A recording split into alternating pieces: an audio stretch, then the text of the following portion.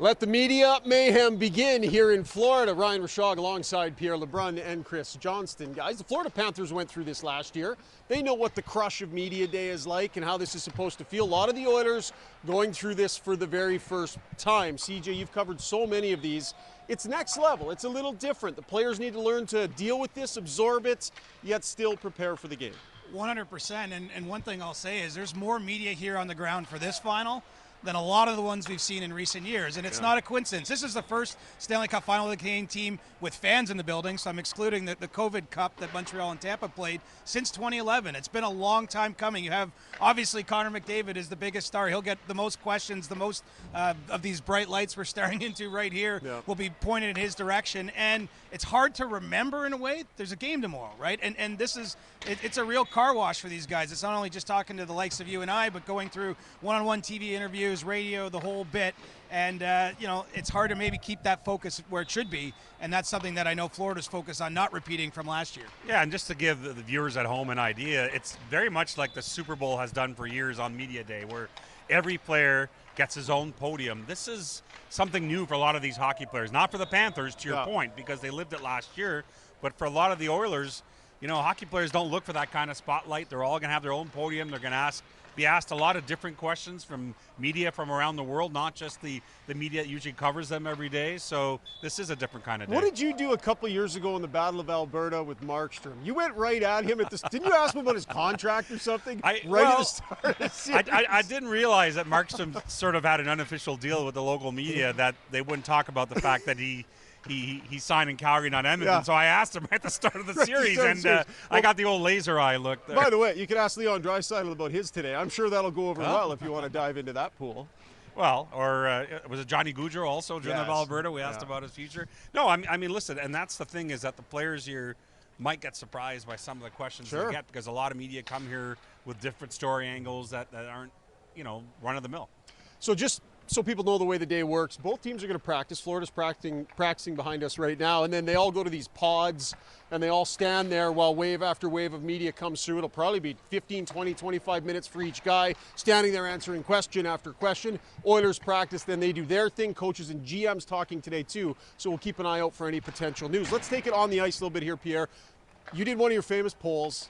I'm sure the teams love it when you do these polls. Tell us the results and who the brass and the brain trust in the NHL seem to be leaning towards. So I heard back from 17 NHL head coaches and 16 front office team executives from across the league. I had a pretty good balance from Western Conference and Eastern Conference, which was important to me. And honestly, I was stunned. Not that Florida was the team that most people picked, but that it was 29-4 out of those 33 people picking the Florida Panthers. I thought it'd be more of a 60-40 split. We all get why the Panthers were made the favorites by the odds makers in Vegas. I mean, their depth, the goalie battle, all that. But 29-4, I think the Oilers have a legit shot to win the Stanley Cup. I don't see this as 29-4. And what I thought was interesting is a lot of the reasoning, if you read the takes in my piece in The Athletic, in picking Florida was so similar to why so many people picked Dallas to beat Edmonton Depth and goaltending in the Western Conference Final. Yeah, so we'll see. Well, take this for what it's worth. I picked the Oilers to win the series. So maybe that the head coaches are probably smarter than I am on that, but I really don't think Florida has seen anything like what Edmonton's going to bring in this series. They've never seen a top line that is effective and efficient, the best power play going in the entire league for years on end now. I think that this is actually tilted in Edmonton's favor, but what are these predictions worth once they actually get playing the game? Well, and I think kind of that X factor that's in the back of everybody's mind is, what will Connor McDavid on this stage be capable of? So there's this idea that maybe he'll just go supernova, right? But we've seen guys, as you get later in the playoffs, it's hard to do. It's hard to dominate games at this stage. So will it be McDavid just finding his moments like he always finds? Or will this stage bring out something special in Connor McDavid and we see it shift to shift to shift? Not sure what the answer is. It's going to be fun to watch.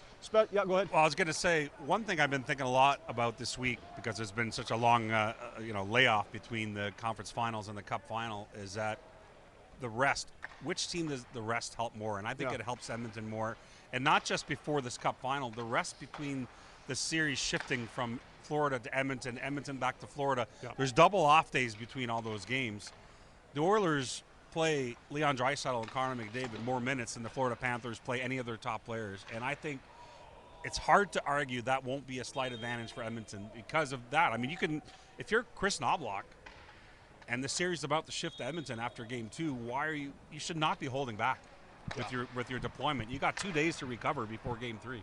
I think that makes a big difference for sure. Let's talk about the standards, CJ.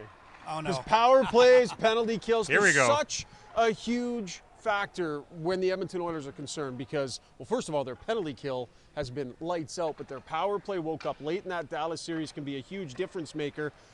People talk about this regular season standard, CJ, and I don't know that it's realistic for it to be called that way in the Stanley Cup final, but what do we think expectation is heading in here with the refs? Well, I'm not expecting the regular season standard. I mean, it never is. Well, it shouldn't be. Do you want to watch a game with 14 power plays in it or something like that? I mean, I think that would be the number that you would see if it was the same standard. And, you know, where this will be interesting, of course, in this series is the Panthers like to play the game in the alley a little bit. Yep. And, you know, look, it'll go both ways. Corey Perry's on the other side, too. There'll be lots of things going in both directions, but certainly the Panthers like to push things. We saw Brad Marchand in the second round, their series with Boston.